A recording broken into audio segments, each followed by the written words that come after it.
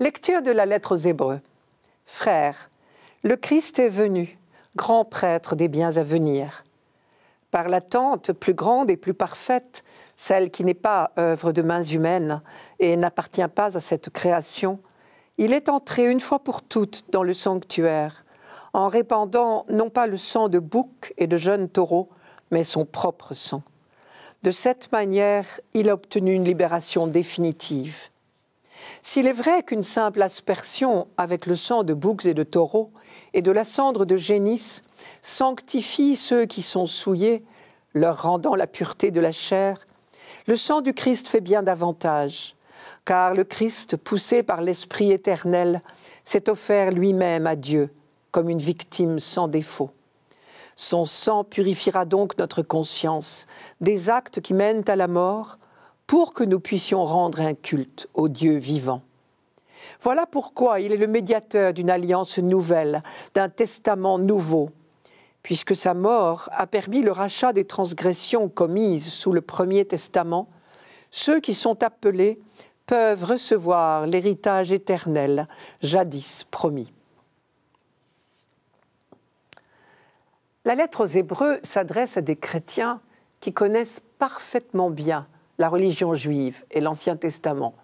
C'est d'ailleurs ce qui la rend un peu difficile pour nous, parce qu'elle parle abondamment de tous les rites juifs que nous ne connaissons pas toujours très bien.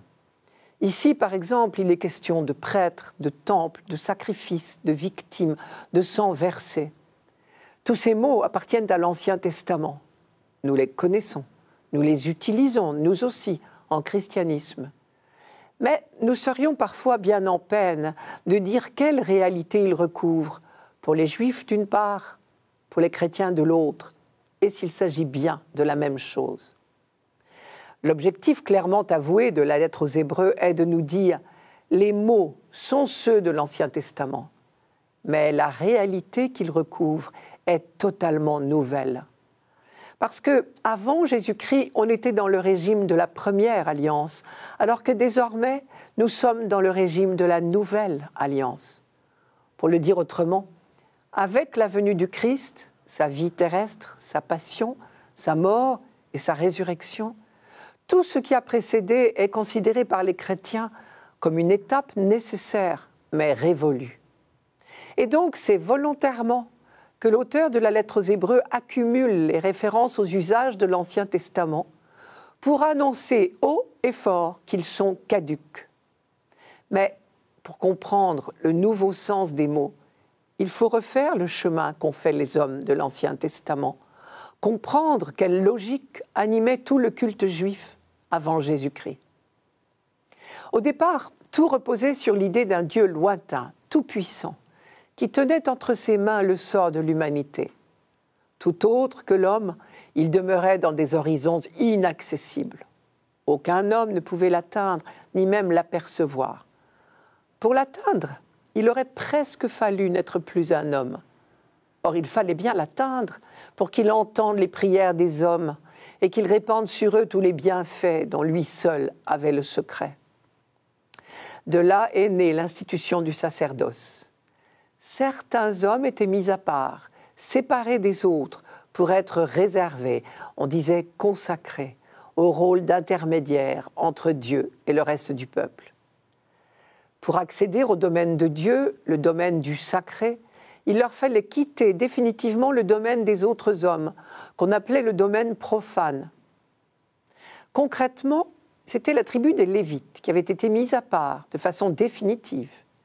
Et à l'intérieur de cette tribu, une famille précise était consacrée de manière particulière.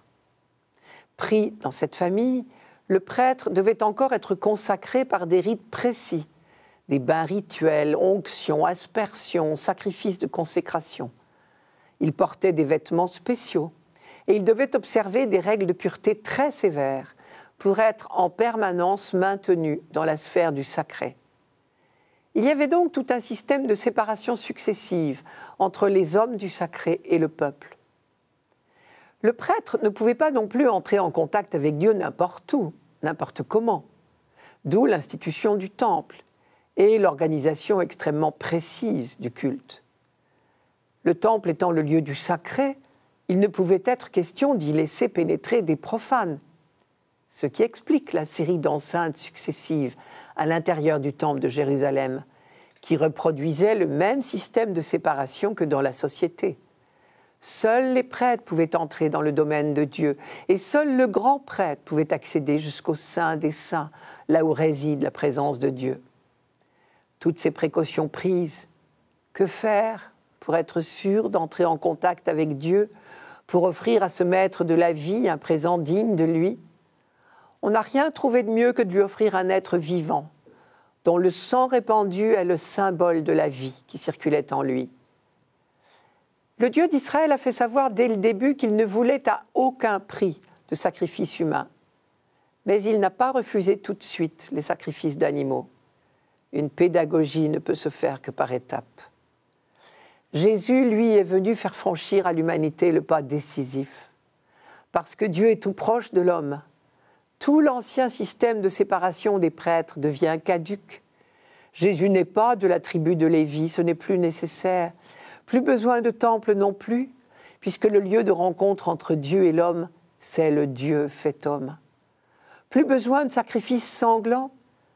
Le Dieu de la vie nous demande de consacrer notre vie à servir nos frères, ce que Jésus a fait, et nous donne désormais la force de faire.